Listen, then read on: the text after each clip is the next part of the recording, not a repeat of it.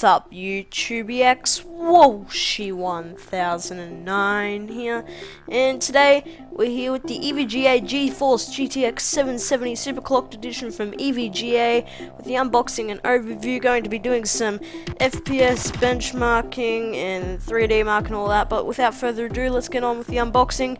The box is very stylish. I think they recycled a 2 gig Superclocked version of the box because the 4 gig label and the Superclocked label you could peel off.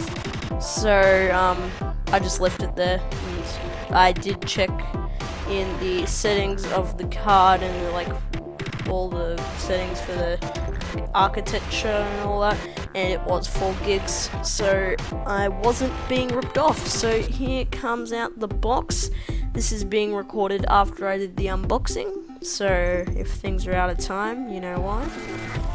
But without further ado, if I hurry up, we'll get on with it. So here is the EVGA user manual guide for the graphics card if you need any help with SLI or power connectors. The GeForce GTX 700 quick start guide from EVGA, right there as I try to face it in front of the camera. Important notice guide to make sure that your BIOS is updated before using this card, so that everything's compatible and smooth. The EVGA attention sticker for what power connectors you can use. Enthusiast built stickers for EVGA, and we got the important message for the double BIOS where the switch is on the motherboard. Not the motherboard, the graphics card. The EVGA poster, they had a Game of Thrones poster last year, and now they have an Innovation of Gaming poster for this year. So that's quite neat, as I try to show it as best as I can. So yeah, let me just wait until that gets off the screen. Alright, there's the user, not the disc for the drivers. Go to the website to download the latest drivers as it's recommended. The EVGA badge saying powered by EVGA. I've got so many badges on my computer, it's not funny. So yeah, it's like insane. And some power connectors. That's not a power connector. That's DVI to VGA. So if you're still using VGA, they got you covered. So here we go to the next bit. All right, we've got a what seems like a what is it? An 8-pin to 2 6-pins, I believe. So yeah, if you don't have a power supply that has the right connections, adapters can help you. So here comes this is a 6-pin to 2 Molex power adapter, so if you've got a really old power supply, you can use that. And without further ado, let's get on to the main event. Get ready to pull out the graphics card. The graphics card was in nice packaging. I loved the packaging. Just the way EVGA or EVGA pack their cards together in one box. It just seems amazing. And I was putting stuff back in the box and I can't get it to shut properly. So EVGA really know what they're doing. So I was finding out how to open it, and you just open it from the front. And there we go, the card in all its glory, the GeForce GTX 770 Superclocked edition from EVGA. So I was just showing a bit of the card before I put it on the floor, not the floor, the table. So there's a bit of the card. We'll pull off the plastic in a second. So here's the better look of the card. So let me just run through some of the specs as I pull off the plastic. The Nvidia, it runs on the Nvidia GTX 770 from the stock, and they've done modifications such as Superclock and all the brilliant applications and all that you can run with it. GeForce Experience, I'll tell you a bit about that later. It's basically you can record, it doesn't affect your FPS at all, as I pull off more plastic from the card. This card features 1,536 active CUDA cores, so if you're using it for real-time rendering or rendering videos, it's going to be very fast compared to rendering videos on your CPU. I've been doing some GPU video rendering, and it is quite fast, and I'm happy with what it can do. It's got a 1111 megahertz base clock, a 1163 megahertz boost clock with a 142.2 GTS texture fill rate. Sorry, I knew what it meant. It's just, can't remember. Brain freeze. Okay, and the memory is 4096 megabytes, which is 4 gigs of 200 on a 256-bit interface with GDDR5 memory. So 4 gigs of GDDR5 memory, and this card just makes games very, very smooth to play with. A 7010 megahertz effective memory bandwidth, with 224.32 gigabytes of memory bandwidth in total. The interface is PCIe 3.0 16 times, although it is backwards compatible with PCIe Gen 2 and 8 times, so you can, if you don't have the latest and greatest motherboards and all that, don't worry, they got you covered. And the inputs are DVI, DVI-D, HDMI, and I think it's a display port, not a mini display port. So if you're going to use any one of those, they got you covered. I use DVI-D for the best bandwidth, even though display port is better, but I don't have a display port on my monitor. The max analog resolution is 2048 by 1536, and the maximum digital resolution is 4K. So if you're going to be doing some 4K gaming, they got you covered. These operating system support, you can run this on Windows 8, 8.1, you can run it on 7, Vista, and XP. And EVGA recommend a minimum of a 600 watt power supply for this beast of a card on a 12 volt current rating of 42 amps. And they also recommend, or you have to have, an available 6-pin PCIe power connector and an available 8-pin PCIe power connector. If you don't, they got adapters, as I showed, so you can use them if you need to. And the total power draw is around 250 watts. So I was showing the card there a bit. The architecture is GK104 architecture for the GPU, and just showing the side of the card and the front of the card again. And here's me installing it in the system.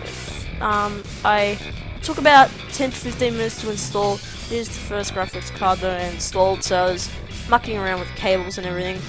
So screwing in the graphics card was easy. I have a mini PCIe wireless adapter, so I had to pull that out of the bottom slot so that the fan wasn't blowing on it.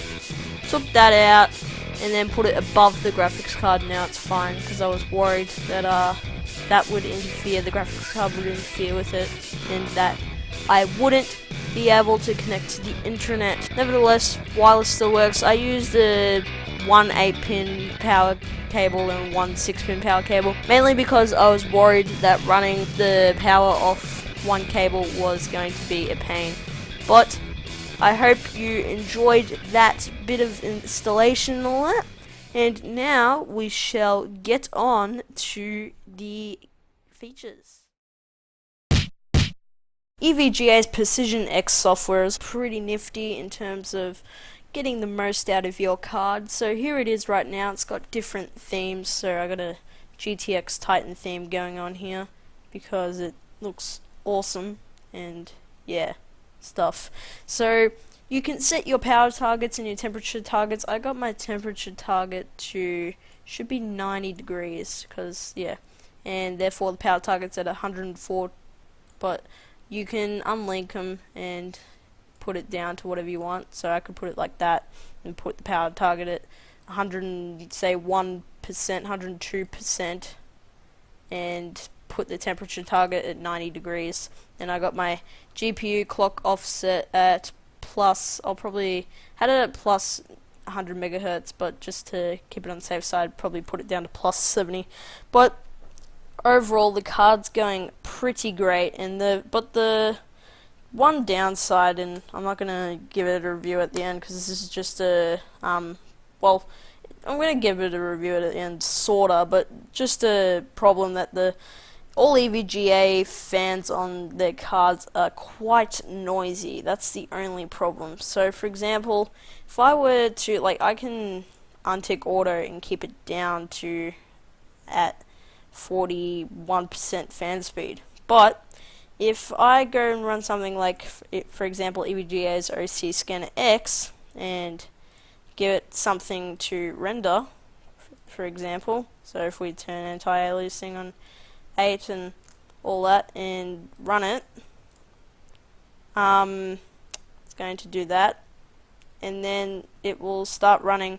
Sometimes the card may get a bit noisy, but at the moment it's not getting that noisy for some reason, but it does get noisy sometimes, which is a pain when you're playing a game or something. And there you can see the GPU clock got to 1293 megahertz, which is amazing, and it's supposed to go at 1163, so it is quite amazing.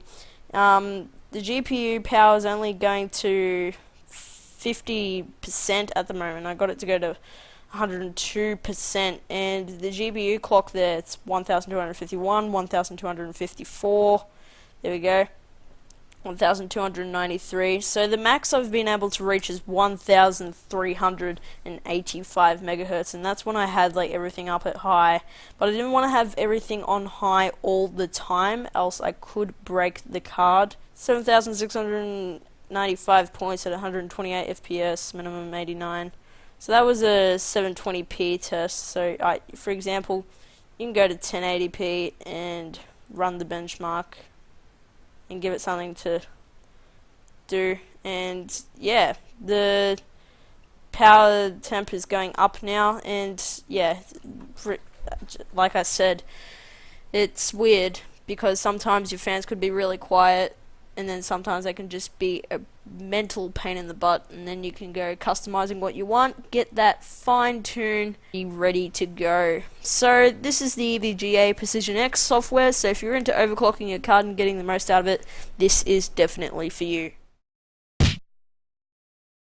And now on to the benchmarks. For the first benchmark, I did a 3D Mark 11 benchmark, and did a ultra test. What is it again? I don't even know. Yeah, the extreme test. I did the extreme test and got a score of 3,689. Now that may not be the best score. It's probably not that good of a score, but I was on the extreme test, and this graphics card isn't the best. So yeah, and I did a performance test and lost the results for that, but I think I got like 7,000 in graphics, 12,000 in physics, and like a combined score of 8 or 9,000. So that's that. And now on to the gaming benchmarks. I first loaded up Black Ops 2, did a multiplayer gameplay, just played on the map Standoff for a game, and got a maximum of 164 frames per second. Got a minimum of 72 frames per second and an average of 118 frames per second. Everything was on ultra, and if you're going to play this game, you should be fine running it on high and ultra settings, because some settings can only go up to high, which is a shame. With Call of Duty Modern Warfare 3, we got a maximum of 92 frames per second, a minimum of 70, and an average of 81 frames per second. I think the game was probably capped because it wasn't going up above 92 frames per second. Sometimes it just stayed at 92 for 10 seconds before I moved to another location, but while I was still running, moving to the other location, so it was probably capped. I know it's similar with World at War, possibly, because World at War's capped at 91 frames a second. So there's probably a console command to disable the cap for Modern Warfare 3 like World at War. But doesn't matter, the game still runs fine, so if you're going to run it on ultra settings, which I did, you should be good to go. With Bioshock Infinite, I had everything on ultra, had a maximum of 164 frames a second, a minimum of 58 frames a second, and an average of 111 frames per second. So if you're going to run this game on Ultra, it should be fine. It only got down to a minimum of around 58 to 60 to 65, which is still a good FPS, but it got down to that when I was in the most intensive areas. However, when I was looking at the beautiful scenery and all of that, the game just looked beautiful and the FPS was very high. So if you're going to run Bioshock Infinite on Ultra settings, you're good to go with the 770 as well. With Battlefield 3, you got a maximum of 97 frames per second, a minimum of 54 frames per second, and an average of 76 frames per second. I don't know if the game was capped or not, but I didn't see it go above 97. I was on Caspian border playing Conquest or Large Conquest, I can't remember, but it only got down to 54 to 60 when you're in the areas where like one little explosion went off and your FPS went down.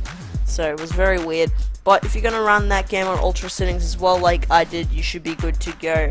Far Cry 3, this is a very graphics intensive game, and I'm surprised with the results I got. In fact, a maximum of 74 frames per second, and I put everything on Ultra, a maximum of 74 frames per second, a minimum of 47 frames per second, and an average of 61 frames per second. So I was very surprised, only in the intensive areas where it got down to 47, where you'd be in a fight or something with the pirates, and yeah, it was really weird. So yeah, I'm surprised with the results I got. I thought the results would be unplayable on Ultra, but put everything on Ultra and the game ran very well. So if you're going to do that, by all means go do it. You will have a fun time. Grand Theft Auto 4 got a maximum of 123 frames a second when I was sailing around on the boat while riding the speedboat on the water. A minimum of 21 frames per second. Now, the reason why I think the minimum was so low is because I think Grand Theft Auto 4 has a DirectX 11 issue, not taking advantage of DirectX 11, which may be a shame, and it only got down to these types of FPS when I was in the city and there was cars and people and all that. It was really weird, but as I got out from the city into the other areas, the FPS started to go back up, so it was very weird. It's probably a DirectX 11 issue, and also got an average of 72 FPS. So if you're having FPS issues with Grand Theft Auto 4 with this card being on such low FPS sometimes, then I suggest that you lower some settings. It's not that much of a sacrifice. I mean, the game still looks good if you lower a few settings from Ultra to, let's say, very high, but you should have a good time playing that game. Just Cause 2 ran this on the multiplayer mod. I was on a server, played it for a few minutes, got a maximum of 55 frames per second, a minimum of 26 frames per second, and an average of 41 frames per second. Now, I don't know if it's the multiplayer mod or the fact that there were so many people on the server or something, but I was expecting more frames per second. But the game runs fine. It's just if you're that person who wants to stay above 60 always, then I suggest you lower some settings. I think I had anti-scopic filtering on times 16 or times 8. I didn't everything maxed out, so Ultra. So yeah, if you're one of those people who want to stay above 60, then lower some settings. Otherwise, if you're not recording and you're just playing, then you should be good to go, but in some of the intensive areas, you may have a hard time. And in the last game, Dead Rising 2 got a maximum of 120 FPS. It was probably capped because when I was in an area where there was a lot of zombies and it was still on the max FPS, everything was on Ultra, by the way. All of these games were on Ultra. It wasn't going above 120 FPS for 10 seconds, and then it'd go back down when I got into very intensive areas. and got a minimum of 80 frames per second and an average of 100 frames per second. So all these games that I ran, all 1, 2, 3, 4, 5, 6, 7, 8 games I ran, they all run fine on ultra settings, and it is amazing. So this card should be able to handle your current gen, and it should be able to handle some of your next gen games on high or very high settings. So if you're going to get the 770 4GB edition, you should have a great time with your current gen, and as I said, you should have a good time with your next gen. So those were the benchmarks, and now let's get on to the end of the video. So in conclusion, the GTX 770 Superclocked edition from EVGA 4GB is a magnificent card. Not only can it handle some of your basic current and next gen games and some of your most intensive current and next gen games, but it can also do a lot of other things, such as being able to overclock your card to heart's content, being able to render videos fast with your selected video editing software, and using GeForce Experience to optimize your games so that your graphics card can handle them, and being able to record with GeForce Shadow Play. Now what is that? Well, I'll bring that up in another video, but my score is, I have decided for the third time that I'm not giving this a score, because this is an overview letting people know what the card is like. So what do you think of the GTX 770 Superclocked edition from EVGA? Do you think it is a great card? Do you think the gigabyte version of the 770 is better? Leave your comments down below of what you think of the GTX 770 Superclocked edition from EVGA. What do you think of it? Do you think it's bad? Do you think it's good? Are you getting it? What's your experience with it? Possibly anything you know about this card, leave your comments down below. But that's it for today, guys. This is the overview and unboxing of the GTX 770 Superclocked edition from EVGA. Don't forget to rate, comment, and subscribe, as it will really help, and tweets and all that, so you can follow me on the Twitters to know what's happening on the channel. And now I'm speaking Americano. But that's it for today, once again, and yeah, thank you guys for watching. Do not forget to rate, comment, and subscribe, and have a nice day.